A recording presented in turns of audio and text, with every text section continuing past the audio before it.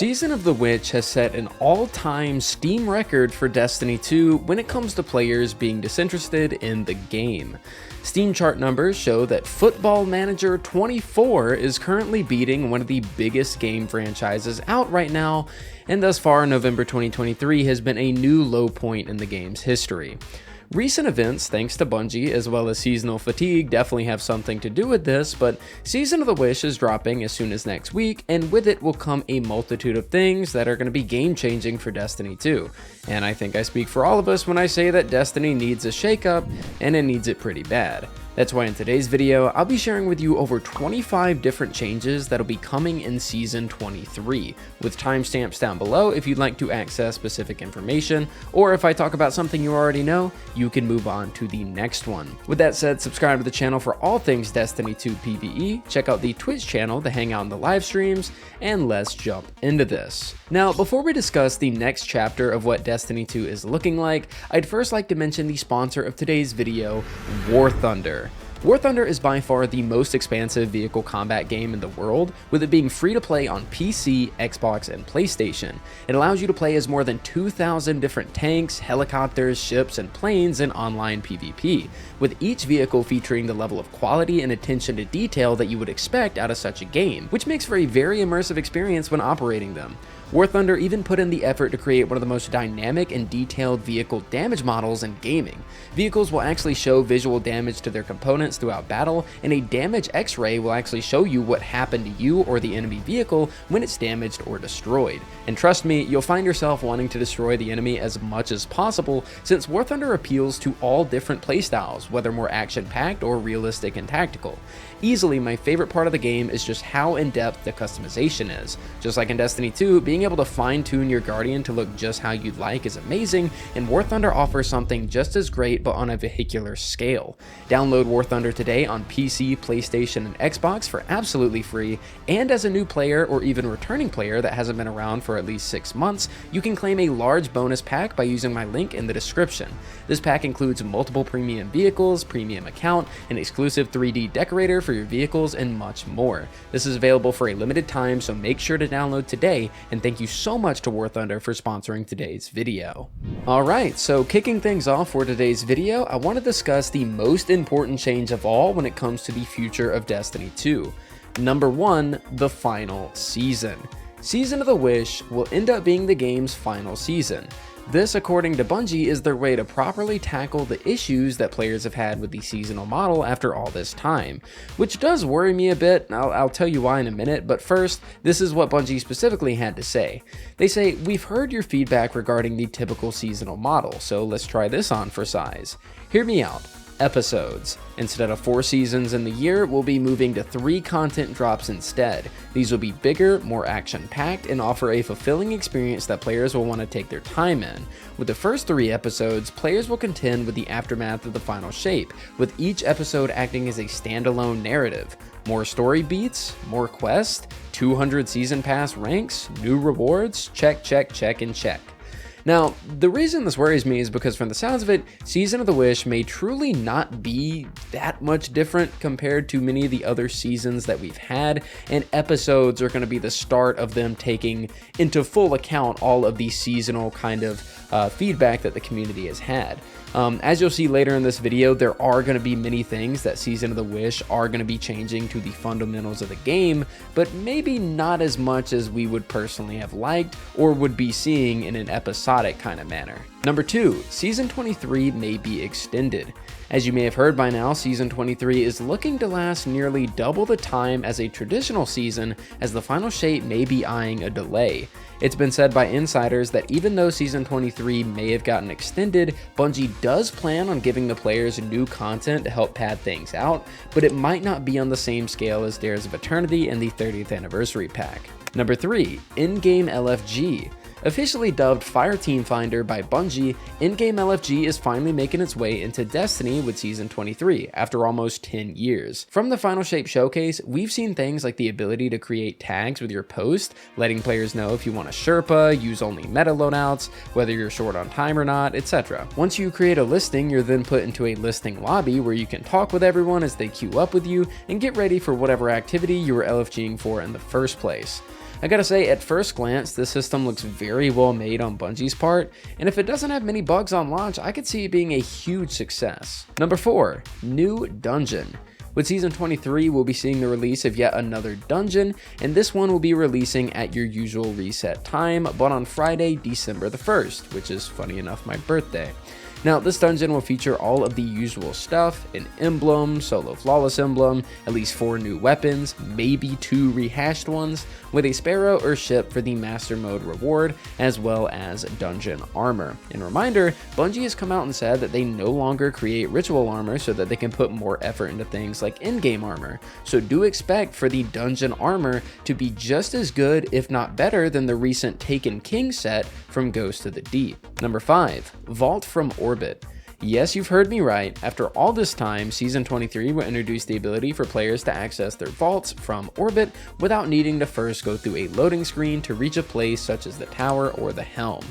In a perfect world, we'd be able to access our other characters' inventories too, but for those that for some reason don't use DEM or maybe don't have it pulled up, this may come in handy. Number 6, Sparrow Rework. Next season, Bungie will be reworking all Sparrows in the game to allow them to reach the same speed as Always On Time, while also having their health pool increased from 100 to 150 to match AOT as well. Now, Always On Time will continue to have more fuel, better side-to-side boost, and less enemy aggression to make earning it or buying it with spoils still worth it. But honestly, that ain't enough for me to ever equip AOT again, unless I'm running an activity similar to the Sparrow section in Grasp of Avarice. Number 7, Legendary Shard Removal. Legendary Shards will begin being removed in Season 23, with them no longer being a currency used when focusing engrams or buying things from the exotic kiosk. There will be no currency exchange for players to directly dump their shards into, so make sure that you get rid of all of them before the final shape, as that's when the final changes will be taking place to completely remove them from the game. When Bungie makes massive changes like these, it always scares me, so here's hoping it doesn't have a massive backfire effect and ruin the game's loot flow and economy. Number 8, Gunsmith Rework. Next season, Banshee 44 will be getting a complete rework and allow players to focus Foundry weapons. The weapons he offers were released from Season 16 to 19 and will only be available from him and no longer in the world loot pool. Each weapon will cost 3 engrams and 5,000 glimmer, and if that sounds like way too much of a grind because of how long Gunsmith rank ups take, Bungie is going to add the ability to earn reputation from Lost Sector completions and even big chunks of rep from the free roam chest as well. Number 9, Lost Sector Loot Rework. Speaking of Lost Sectors, any Foundry weapon that isn't sold by Banshee 44 will be able to be focused via running these. A Legend Sector gives a 70% drop chance, while Master is 100%, and Foundry weapons from these sectors will drop with additional perks, allowing the god rolls to be easier to come by. Each day features a set of 4 different weapons as well, with the 5th day resetting the cycle. Number 10, Ritual Engram changes. In Season 23, Ritual Activity Completion rewards will now include even more Ritual engrams to drop for players, which will allow them to focus even more loot and get new loot quicker. This list right here shows the varying costs for each piece of loot you'd like to focus as well. Number 11, Cryptarch economy changes. Raoul is making some changes and allowing players to exchange certain materials for others. For example, 1 prism for 10 cores, 1 shard for 10 prisms, 1 alloy for 10 prisms, which is pretty huge, and 5 cores for 1 prism, which is another big one. Number 12, Stasis ability updates. Many players since Lightfall's launch have been wondering what's been going on with Stasis, and Bungie has finally responded by saying that Season 23 will not only have a seasonal artifact that focuses on the subclass, but they'll also be updating some Stasis abilities such as Glacial Quake, Frost Pulse, Winter's Shroud, Glacier Grenade, and more. Number 13, Drang and 𝗬𝗟𝗟𝗕𝗏 Bane fixes. I know this is a super niche change that probably won't affect 99% of you, but I've been looking forward to this for over a year now. 𝗬𝗟𝗟𝗏𝗏's Bane and Drang have finally gotten their reload animations fixed and no longer load the ammunition at the wrong times, which is a godsend for me since I love the Drang and 𝗬𝗟𝗟𝗏𝗏's has some really good perks. Number 14, Thorn buff and Catalyst. Thorn will finally be getting a Catalyst in Season 23, as well as a buff to its base form, which is going to make it miles better in PvE, especially with the Necrotic Warlock build.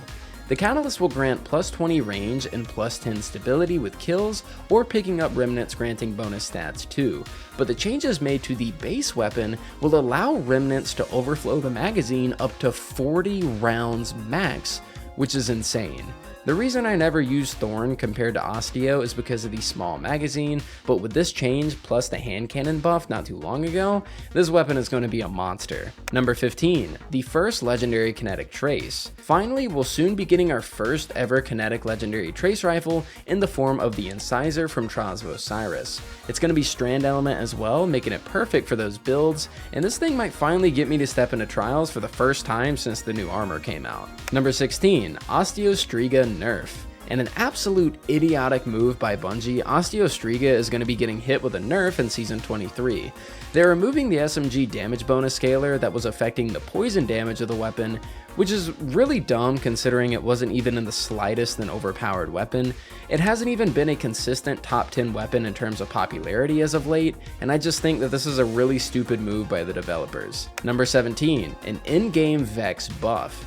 In other news, Vex Mythic class will be getting a massive buff in regards to its in-game performance in PvE, as it will now deal 10% extra damage to red bars, 25% to bosses, and 200% when in the linear fusion rifle mode. I'm not sure how this weapon will stack up against Quicksilver Storm given that you have to get kills to swap over modes, but things are sounding pretty promising for the Vex. Number 18, Revision 0 buff. In the same vein as Vex Mythoclast, Revision 0 will also be receiving a pretty sizable buff against champions, with its damage increasing by 100% against them. Number 19, Chivalric Fire. I think that's how you say that. In Season 23, this is going to be our new ritual weapon and is the first ever Void Caster sword. It'll come with the destabilizing rounds and repulsor brace combo, as well as feature a new perk called Attrition Orbs, which allows you to make orbs by dealing damage. I absolutely love the idea of caster frame swords, but if Bungie doesn't buff these things, it's going to be dead in the water on day one. Number 20, Season Pass Exotic. Dragon's Breath from Destiny 1 will be making its return as a completely different weapon this time around, as it's been reworked. This time, it comes in the form of a seasonal exotic, and this is what it does. A fuel counter passively increases over time to a max of 5. Firing the weapon empties this counter and transfers all fuel into the rocket. The rocket then embeds the struck target and causes scorch damage while shooting fire pools periodically around the target. The more fuel, the longer it lasts before detonating, and the more fire it spreads. Also, the weapon intrinsically refills your weapon with 2 fuel via nearby ignitions, and full fuel reloads the weapon automatically. The catalyst will replenish fuel faster, and eliminating combatants will also spawn fire sprites. Number 21, Notable Adept PVE Weapon. In Season 23, we're finally getting what may potentially be a weapon worth grinding for in GMs in the form of the Undercurrent. This weapon will be an arc waveframe GL, and if this thing can get a roll of lead from gold and chain reaction, it'll be an absolute must-have for literally all players. I can imagine Bungie going the route of lead from gold and maybe Volt Shot though, which isn't really perfect, but I mean, I guess it would still be pretty good.